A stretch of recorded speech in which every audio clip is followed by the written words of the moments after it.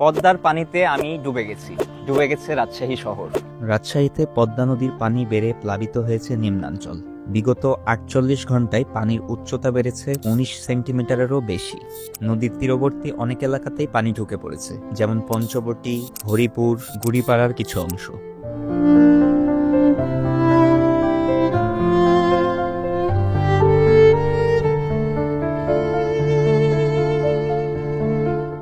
পানি উন্নয়ন বোর্ড এবং স্থানীয় সূত্র বলেছে, গত ৪৮ ঘন্টায় রাজশাহীতে পদ্মার পানি বেড়েছে প্রায় ১৯ সেন্টিমিটারেরও বেশি, যা ১৭.১৩ মিটার থেকে বেড়ে ১৭.৩২ মিটারে পৌঁছেছে। আমরা জানি বিপদসীমা ১৮.০৫ মিটার। আপনি হয়তো জানেন না, রাজশাহীর পদ্মায় অত্যাধিক প্রবাহের ইতিহাস রয়েছে। মূলত ১৯৯৮ সালে এই নদীর পানির মাত্রা বেড়ে দাঁড়িয়েছিল ১৯.৬৮ মিটারে, যা বিপদসীমারও ওপরে ছিল। এছাড়াও ২০০৮ সালে পানির উচ্চতা ছিল ১৮.৮৫ মিটার এবং পরবর্তী সময়ে ২০১৭ এবং ২০১৮ সালেও পানি প্রায় বিপদসীমার কাছাকাছি ছিল। তো সেই তুলনায় বর্তমানে পানির অবস্থা বিপদসীমার নিচেই আছে।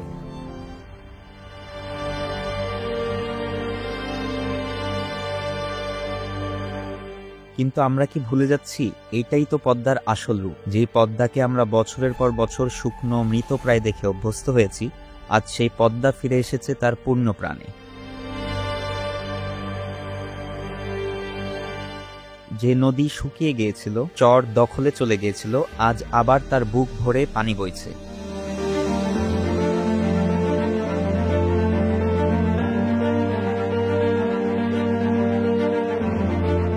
কিন্তু সত্য এই যে এই জীবন্ত পদ্মার প্রাণ কেড়ে নিচ্ছে এই অসংখ্য অবৈধ স্থাপনাগুলো।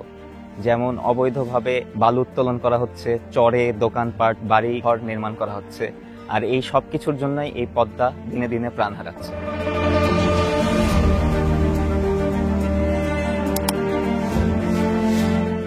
মূলত এটা ভয় পাওয়ার নয়, বরং আমাদের বোঝা উচিত নদী বেঁচে আছে এবং তার শ্বাস নেওয়ার জায়গা ফিরিয়ে দিতে হবে। প্রকৃতি নিজেই বারবার আমাদেরকে সতর্ক করে দিচ্ছে, এখনই সময় অবৈধ স্থাপনা সরিয়ে পদ্মাকে মুক্ত করে দেওয়ার, নইলে আগামী দিনে ভয়াবহ বন্যা আর ভাঙ্গন হবে আমাদেরই তৈরি করা ফাঁদ।